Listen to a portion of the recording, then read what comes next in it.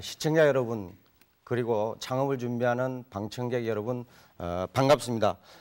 오늘은 그 도소매업 창업 특강으로 첫 번째 제1강을 준비했습니다. 유통업 환경 이해와 창업 전략에 대한 강의를 여러분과 같이 학습을 하도록 하겠습니다. 오늘 준비한 내용은 유통산업 환경을 이해하고 두 번째는 도소매업 창업에 따르는 창업 특성과 창업 전략에 대해서 여러분과 같이 학습을 하도록 그렇게 하겠습니다.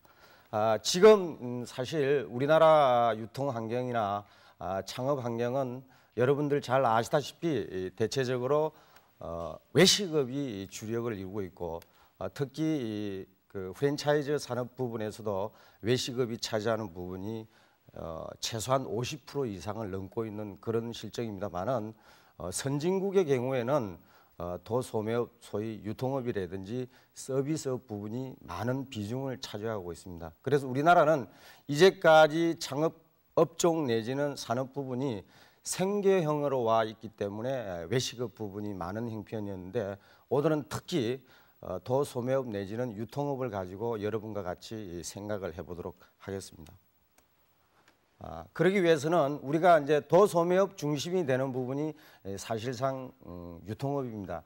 여기 방청객으로 오신 분들이 주로 여성분들이 많으신데 대표하는 업종이 과거에 화려했던 백화점, 그리고 여러분들이 집 가까이 가고 있는 슈퍼마켓, 그리고 가격 파괴 내지는 가격 혁명으로 선풍적인 인기를 얻고 있는 할인점, 요즘 이제 대형 마트라고 부르고 있죠. 그리고 여러분들이 어머님이나 아직까지 연세가 40, 50 내지는 60 되시는 분들은 가까이 있는 전통시장, 과거에 이제 재래시장이죠. 우리 향수가 있는 재래시장들을 찾아서 많은 쇼핑을 한 그런 업종들이 우리 가까이 있는 도소매업 내지는 유통업이라고 보실 수 있겠습니다. 뭐 최근에는 예를 들어서 다양한 업종들이 확대돼 가지고 소형 편의점, 영어로 세븐일레븐에서 하고 있다든지 뭐 이런 대기업들이 진출해 가지고 편의점들을 뭐 25시라든지 24시간 영업을 하고 있는 소형 규모의 집 가까이 있는 그런 점포들이 도소매업 내지는 유통업에 해당된다고 보시면 되겠습니다. 여러분들은 지금 창업을 준비하고 계십니다만은 가까이에 유통업 내지는 도소매업을 이용하면서 주로 어디를 이용하고 계십니까? 물론 뭐 구매하는 상품에 따라 다르고 쇼핑하는 입장에 따라 다르겠지만 주로 백화점이라든지 할인점이라든지 슈퍼마켓이라든지 아니면 전통시장 중에서 주로 어디를 이용하십니까? 네? 대형마트. 그렇죠. 지금 대형마트가 그러면 우리나라에 몇 개 정도 될 것 같습니까? 혹시 알고 계신 분 계세요? 모르시죠?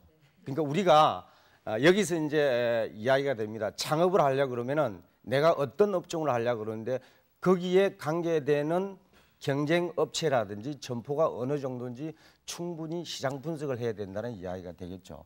그런데 우리나라의 대형마트는 무려 360여 개까지 됩니다.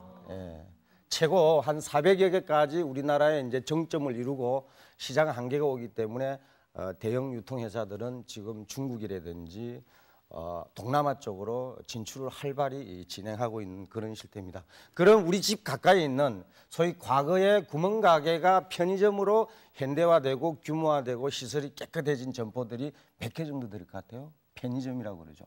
뭐 25시라든지 세븐일레븐이라든지 이런 것들 몇 개쯤 될 것 같아요. 우리 가까이에 골목마다 하나씩 있다 해도 과언이 아니죠.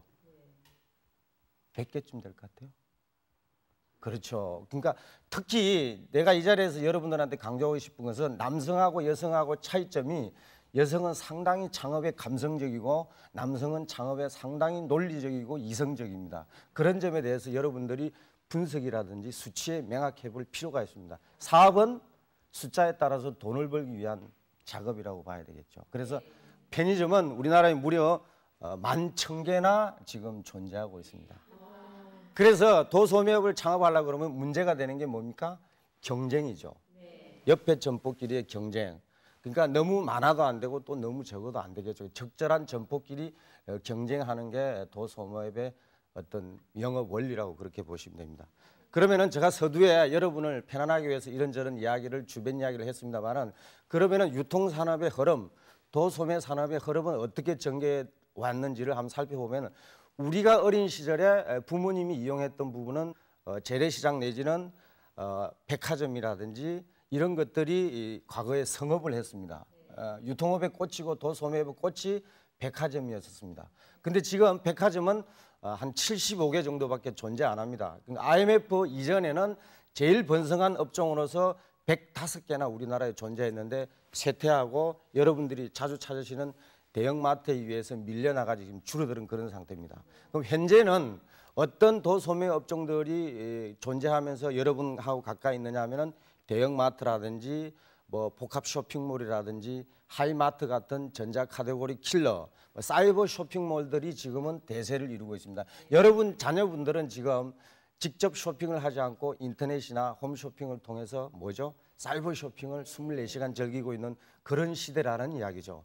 그럼 미래는 어떻게 전개되느냐? 여러분들이 창업을 하기 위해서는 미래 예측을 해야 되고 내가 예를 들어서 올해 창업을 하면은 3년 뒤에 5년 뒤에 이 업종이 어떤 판도 내지는 추세가 어떻게 될 거냐에 대해서 예측을 해야 됩니다. 그러니까 미래의 유통은 결론적으로 말씀드리면은 우리가 흔히 이야기하는 점포를 직접 방문해서 쇼핑을 하는 오프라인 쇼핑, 점포가 가진 그걸 우리가 이제 유점포라 그럽니다. 백화점을 간다든지 대형마트를 간다든지. 그러니까 상대적으로 사이버 마켓은 점포가 보이지 않고 어떤 정보화에 의해서 쇼핑을 이루는 사이버 쇼핑은 뭐 홈쇼핑이라든지 예를 들어 텔레비전이라든지 인터넷 쇼핑들이 여기에 해당되는데 앞으로의 대세는 오프라인 쇼핑과 온라인 쇼핑으로 양대 산맥을 이루게 되고 과거에는 우리가 업종끼리 경쟁을 했습니다. 슈퍼마켓과 백화점, 뭐 백화점과 전통시장 경쟁이 됐는데 보이는 시장끼리나 점포끼리 경쟁이 아니고 보이지 않는 점포와 보이는 점포끼리의 경쟁이 된다는 걸 유념하셔야 됩니다. 그래서 여러분들이 혹 뭐 시청자 여러분들이나 아니면 여기 계신 방청객 여러분께서 뭐 내가 인터넷이 뭐로 필요하냐, 이 나이에 무슨 정보화가 필요하냐, 그러면 절대 안 되고 새로운 창업을 도소매를 하시려면은 인터넷이나 정보화에 무시되면은 사업을 할 수 없다는 걸 여러분들이 인식하시고 저희 같은 나이 있는 분들이 돌아가시게 되면은 전부 2세들이 소비자가 되기 때문에 여기에 뭡니까 소비자의 어떤 트렌드라든지 경향에 맞춰 주셔야 된다는 그런 이야기입니다. 그래서 이제 지금 설명한 대로 우리나라의 도소매업은 판도가 업태나 업종끼리의 경쟁이 아니고 보이는 쇼핑과 보이지 않는 쇼핑으로 양분화된다는 걸 염두에 주시고 창업을 준비하면 되겠습니다. 다음은 우리가 사업을 하게 되면은 나 혼자서 독점적으로 잘할 수 있는 사업이 뭐가 있겠느냐, 정말 돈을 벌 수 있는 사업이 뭐가 있겠느냐. 그러니까 업종에 대한 고민을 제일 먼저 합니다. 그리고 두 번째가 어느 장소에서 누구를 상대로 장사를 할 거냐, 이게 중요하죠. 그러니까 업종의 선정과 예를 들어서 입지적인 여건, 입지라는 것은 창업 준비 자금이나 여러분들의 능력에 따라서 좋은 자리를 구할 수도 있습니다. 그런 상당한 전문가의 조언이라든지 자료를 좀 참고하면 좋은데 업종은 여러분께서 이제 도소매업 내지는 유통업을 하기로 하셨으니까 좋습니다만 그래서 이 업태끼리의 경쟁은 감안하셔야 된다는 거죠. 예를 들어서 동일한 업태 내 경쟁은 백화점과 백화점끼리 경쟁. 내가 예를 들어 슈퍼마켓을 한다 이러면 슈퍼마켓과 슈퍼마켓끼리의 경쟁이 자기끼리 경쟁을 업태 내 경쟁이라고 합니다. 그 다음에 업태 간의 경쟁은 서로 다른 백화점과 대형마트, 할인점과 재래시장 뭐 이런 것들이 서로 경쟁한다는 거고 수직적 경쟁은 예를 들어서 여러분들은 소매상하고 도매상하고 경쟁, 위아래로 경쟁하는 거죠. 소위 말하면 유통 과정에서 일어나는 경쟁이라고 그렇게 보시면 됩니다. 예를 들면 우리가 이제 아파트에 사시다 보면은 농수산물을 직접 가지고 와서 직결을 합니다. 그러니까 농민들이나 단체들이 이런 것들이 수직적 경쟁이라고 그럽니다. 그러니까 여러분들이 이제 아파트 안에 뭐 토요장터라든지 이런 게 개설을 하는데 이거는 농민들이 직접 가져와서 유통 채널을 단축하고 직거래하는 것, 이걸 수직적 경쟁이라고 그럽니다. 그럼 내가 장사를 하고 있는데 아파트 단지에서 다른 그런 농산물을 직접 가져와서 판매하는 사람이 수직적 경쟁을 통해서 직거래를 하게 되면 여러분은 불리하게 됩니다. 이런 것들을 업체 간의 경쟁을 유념하셔 가지고 입지를 선택하고 업종을 정확하게 고르셔야 된다는 그런 이야기입니다. 그다음에 이제 도소매업을 하는 전제 조건은 상대가 우리가 이제 유통 자체가 도소매업은 제조업체에서 생산한 상품을 유통업 내지는 도소매업에서 그 상품을 구입해다가 소비자한테 전달하는 중간자 역할, 매개 역할을 하는 게 유통이고 도소매업입니다. 그러다 보니까 상품을 생산하는 제조업, 그러니까 이제 농수산물인 경우에는 어떤 농촌이나 농민이 대상이 되겠죠. 그다음에 우리가 입고 있는 의류나 이런 패션물들은 의류를 생산하는 제조업이 되겠죠. 아니면 일반 우리가 식품 같은 거는 대메이커에서 생산하는 메이커 제품들이 되는데 이런 부분은 도소매를 하려면 제일 여러분들이 유념해 주셔야 될 부분이 소비자가 굉장히 중요하지만은 상품을 생산해내는 제조업에 대한 이해가 절대적으로 필요합니다.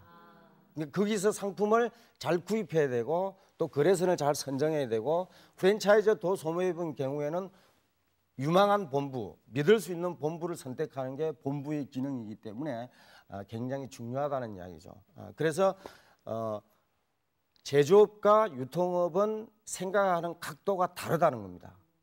그러니까 유통업이나 소매업은 자기 점포가 30평이다, 50평이다, 100평이면은 평당 얼마를 어떤 상품을 놓고 팔아야 되느냐가 제일 중요합니다. 매출이 대세고 우리가 말하는 매상이라고 그렇게 부르죠. 그렇지만은 제조업은 자기 회사에서 생산된 전 제품을 유통업체나 소매업에 다 깔려고 그럽니다. 근데 제조업체에서도 잘 나가는 상품이 있고 잘 나가지 않는 상품이 있기 때문에 유통업은 그런 상품을 잘 구입 내지는 선별 과정에서 예를 들면 이런 거죠. 특정 브랜드를 말씀드려서 그렇습니다. 케찹이 나오는 브랜드가 A사, B사 있으면은 제일 잘 나가는 A사 케찹만 취급할 수가 있습니다. 그렇죠?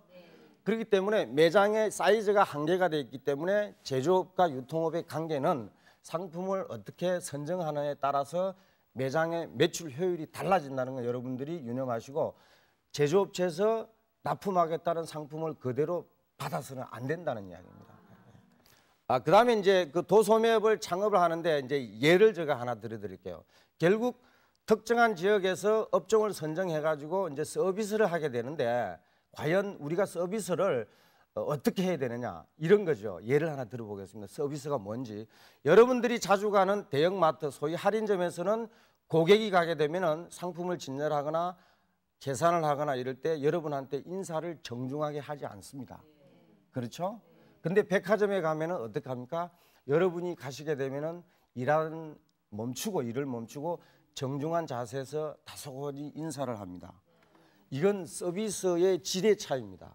그건 무슨 말이냐면은 백화점은 높은 가격에 높은 질의 서비스를 합니다. 그러니까 그걸 우리가 고객 서비스 제일주의라고 부릅니다. 백화점은 명품이라든지 고급 브랜드의 마진을 많이 보기 때문에 그 내용 안에 서비스가 포함되어 있다는 겁니다. 그래서 차액에도 인사를 정중히 하고 사든 안 사든 지나가는 모든 손님한테 정중하게 인사를 하는 게 백화점의 서비스 수준이고요. 할인점은 고객이 서비스보다는 1차적으로 가격 중심으로 쇼핑을 하러 갔기 때문에 서비스가 다소 떨어져도 가격을 서비스하고 있기 때문에 저렴하게 물가고 내지는 경기 불황에 우리 할인점을 찾아온 고객의 이유는 싼 물건을 저렴하게 사러 왔기 때문에 어떻게 합니까? 서비스가 다소 떨어져도 고객은 불만이 없다는 이야기입니다. 그래서 어떤 업종을 선택할 때 서비스와 가격과 이게 뭡니까? 매치를 잘 해가지고 고객한테 뭡니까? 매력을 창출할 수 있는 점포를 구성하는 소위 우리가 그걸 컨셉이라 그럽니다. 그러니까 서비스의 수준, 취급하는 상품의 수준, 그다음 판매 가격이 다 이루어져 가지고 손님이 저 점포는 무엇 하는 점포냐, 어느 정도의 수준의 점포냐를 인식하게 된다는 거죠. 그러니까 서비스를 받고 고급 상품을 사기 위해서는 백화점으로 가게 되고 다소 서비스가 떨어지더라도 싼 상품을 사기 위해서는 어디로 갑니까? 전통시장으로 가거나 마트를 간다는 거죠. 그렇죠? 그런 점에 대해서는 서비스의 어떤 방침도 분명히 하셔야 된다는 그런 이야기입니다. 그 다음에 이제 도소매이 됐든 어떤 업종이 됐든 제일 중요한 부분이 지금 소비자가 어떤 방향으로 흘러가고 있나. 그러니까 소위 우리가 그런 것을 소비자의 어떤 니즈라든지 요구 조건이라든지 아니면 마케팅 차원에서 전체적인 소비자 트렌드라고 부르는데 지금은 어떤 게 소비자가 요구하는 트렌드 대세일 것 같습니까? 방청객 여러분. 지금 여러분들이 쇼핑을 하실 때 제일 중요시하는 내용이 뭡니까? 가격이죠. 그렇죠. 지금은 이제 고물가 시대라든지 저성장 속에서 상당한 불황이 장기화되고 있는 이런 시점인데 예를 들면은 과거에 우리가 쇼핑하실 때 염가 가격이라든지 균일가라든지 아니면 초저가 이런 가격 파괴 이런 추세가 있었는데 지금은 더 멀어준다든지 심지어 공짜까지 주는 이런 가격이 없어지는 시대에 살고 있고 소비자가 여러 업체들이 가격 경쟁을 하고 있기 때문에 가격에 대해서 뭐죠? 민감해가지고 상당히 그런 부분이 둔화된 상태예요. 그러니까 여러분들이 분명히 알아셔야 될 거는 저가 가격 정책은 마케팅상 고객을 오래 뭡니까? 만족을 시켜드릴 수 없습니다. 가격을 내린다는 것은 싸게 파는 겁니다. 그렇죠? 그 가격으로는 만족을 느낄 수 없기 때문에 상품의 질을 높인다든지 고객 서비스 질을 높인다든지 이런 게 전략상 매우 중요하고 단지 취급하는 상품 중에서 일부는 가격 파괴를 통해서 행사를 한다든지 그런 게 주요하지만은 아무리 가격 파괴 시대고 어떤 가격 혁명 시대라도 뭡니까 고고하게 가격을 지키는 점포나 가격들이 있다는 걸 유념하시고 가격에만 너무 영업에 치중하게 되면은 장기전 하는 데는 좀 문제가 있다는 그런 이야기입니다. 예. 그다음에 우리가 이제 그 최고가의 상품과 최저의 상품, 그러니까 아주 가격이 낮은 상품과 가격이 아주 소위 품질이 소위 우리가 그걸 하이 퀄리티라고 하는 품질 좋은 가격이 고가격으로 가는 상품이 있고 중간대의 상품이나 중간대의 가격이 있습니다. 이거를 중저가 상품이나 대중 상품이라고 부르는데 여러분들이 만일 도소매업을 창업하시거나 가격 전략이나 마케팅을 전개하실 때 저희가 가지고 있는 경영 전략 중에서 소위 진공 상태의 중간은 상당히 영업하시기 어렵습니다. 고가로 간다거나 아주 최저가로 간다거나 지금 여러분들이 자주 이용하시는 할인 마트나 이런 것들은 저가의 상품들입니다. 여러분들이 홀레 상품을 살 때 가전제품을 어디에 가서 삽니까? 특정 브랜드가 있을 만한 뭐 골프 선수들이 하고 있는 전자 카테고리 킬러인 하이마트라는 이런 것들이 초저가 가전제품 매장이 되겠죠. 그다음에 이제 여러분들이 1,000원짜리 균일샵인 다이소 같은 업종들이 물론 일본에서 생겼습니다만은 초저가 매장들입니다. 고가는 아까 말한 명품 백화점이라든지 이런 것들인데 중저가는 쉽지가 않다는 이야기입니다. 이게 애매하다는 거죠. 제가 뭐 도소매점 외식을 가지고 이야기하면은 삼겹살이 12,000원짜리가 있고 3,900원짜리가 있으면 이 양쪽 위아래는 되는데 중간에 5,000원짜리나 7,000원짜리는 상당히 애매하다는 거죠. 그런 이야기 그걸 염두에 두셔야 된다는 이야기죠. 앞에서 이야기한 내용 중에서 이제 도소매업은 오프라인과 온라인, 유점포와 무점포의 경쟁이라 그랬는데 지금 이제 미국에 있는 통계 자료를 제가 언급을 좀 하겠습니다. 점포에서 상품을 눈으로 식별하고 만져보고 인터넷에서 검색을 해가지고 물건을 사는 경우가 점포에서 온라인으로 옮겨가는 게 무려 45%입니다. 그 다음에 우리가 인터넷을 통해서 상품을 검색하고 점포에 직접 가서 사는 상품들이 있습니다. 색상이라든지 사이즈라든지 질감이라든지 디자인을 못 믿어서 점포에 가서 직접 보고 확인해야 되고 사야 되겠다 이런 부분이 17%로 나타나는데 앞에서 제가 이야기한 대로 지금은 대세가 사이버 쇼핑으로 가고 있다는 거죠. 예를 들어서 45 마이너스 17 되면 그만큼 마이너스로 뭡니까 유점포가 불리하다는 그런 이야기이기 때문에 최소한 아무리 적은 가게라도 아무리 적은 식당이라도 요즘은 전부 인터넷으로 고객 관리를 합니다. 계산도 그렇고 그래서 정보화 시대에 여러분들이 준비를 대비하셔야 된다는 그런 이야기가 되겠습니다. 그래서 이제 전체적으로 제가 이 도소매업에 대한 전략을 말씀드리면은 실제 여러분들이 장사 경험이 있으신지 없으신지 모르겠습니다. 어떻게 장사를 해보셨습니까? 없으세요? 그냥 주부세요? 옆에 우리 방청객은 어떻습니까? 안 해보셨어요? 첩첩산중이군요. 근데 대려 이런 게 있습니다. 너무 많이 알아가지고 창업을 하거나 오픈을 하는데 장애용이 될 수 있습니다. 예. 속된 말로 너무 재다 보면 어떻게 됩니까? 이것도 저것도 안 되고 기회를 놓칠 수 있고, 아니면은 너무 급조해가지고 빨리 하다 보면은 놓치는 경우가 많습니다. 그래서 어떤 업종이든 간에 제가 창업 특강이나 여러분들 위해서 주장하는 내용이 있는데, 창업을 하기 위해서는 도소매업이든 어떤 업종이든 1순위는 결혼한 배우자가 있으면은 남편이나 아내한테 창업에 대해서 뭡니까? 승인을 받아야 됩니다. 왜? 제일 가까이 서로의 속성을 제일 많이 알고 있기 때문에 여쭤보는 게 1순위고, 두 번째는 자기를 성장시켜준 부모님한테 여쭤보는 게 두 번째 순서입니다.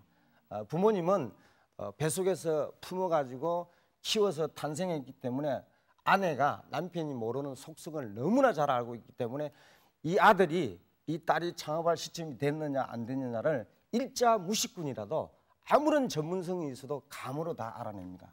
세 번째는 저 같은 전문가한테 자문을 받거나 주위의 모든 사람들한테 내가 이런 사업을 하려고 그러는데, 이런 도소매업을 하려고 그러는데 어디다 해야 되고 돈을 어느 정도 투자해야 되고 어떤 방향으로 가야 되는지 자문을 받는 게 리스크, 소위 위험 요소를 줄일 수 있는 최대 어떤 요인입니다. 그러니까 어떤 분들은 창업을 할 때 뭡니까? 급해가지고 뭘 보여주고 싶은 거예요. 예?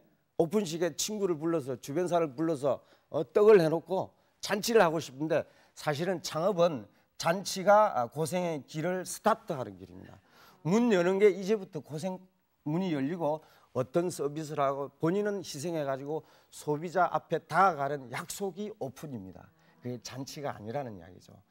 그래서 이제 우리가 유통업은, 도소매업은 제일 중요한 것이, 여러 산업이 있고 여러 업종이 있습니다만 여러분이 명심해야 될 것은, 우리나라는 장사를 하는 사람을 산업공상 이래가지고 제일 조선시대 이후부터 유교 사상으로 아래로 깔았습니다. 지금은 경제가 대세고 경영이 대세고 장사가 대세인 시절이기 때문에 미국 같은 나라는 세일즈가 최고의 인기 직업입니다. 그래서 도소매업은 뭡니까? 좋은 상품을 소비자를 통해서 어떻게 합니까? 적정한 가격으로 봉사하는 서비스맨이라는 그런 이야기를 염두에 주시고 여러분들이 창업을 하셔야 된다는 이야기고, 여러분들이 장사꾼의 자부심을 가지기 위해서는 첫째는 뭡니까? 장사꾼의 1순위가 부지런한 겁니다. 이것저것 사생활을 가지고 하면은 안 됩니다. 그러니까 가게에 문을 열지 않으면은 묘지하고 꼭 같다는 이야기입니다. 그렇죠? 가게는 소비자와 같이, 상품과 같이 살아 있어야 된다는 그런 이야기입니다. 특히 도소매업 부분은 특정 업종과 달리 취급하는 상품이 너무 방대하고 다양합니다. 그렇기 때문에 상품에 대한 지식도 충분히 갖춰야 되고, 또 소비자에 대한 이해도 충분히 갖추셔가지고 여러분들이 이제 창업을 준비하셔야 되는데, 지금 조금 전에 제가 말씀하신 데 부지런함, 그 다음에 뭡니까? 장사를 하는 도소매업 업자들은 1원을 아껴서는 전략 정신이 제일 중요합니다. 어렵게 돈을 벌기 때문에 쉽게 쓰지 않는다는 게 도소매업에 종사하는 어떤 특징입니다. 여러분들께서 지금 앞에서 제가 시작할 때 질문을 하셨는데, 창업 경험이 없으시고 장사 경험이 없으신데 어떻게 제가 이야기한 오늘 도소매업 창업 전략에 대해서 제 1강이 유통산업의 어떤 해낭이라든지 전반적인 추세를 알아봤는데 이해가 갑니까? 네. 도움이 된 것 같습니까? 네. 예. 그래서 이제 오늘은 도소매업 창업 특강의 제 1강으로서 유통산업 이해와 도소매업의 창업 전략의 이야기를 했습니다만은 다음에는 더 구체적으로 창업 전략을 어떻게 하고, 주로 상품, 그 다음에 점포 운영, 그 다음에 고객 서비스 등을 가지고 여러분을 다시 찾아뵙도록 하겠습니다. 여러분 시청해 주셔서 대단히 감사합니다.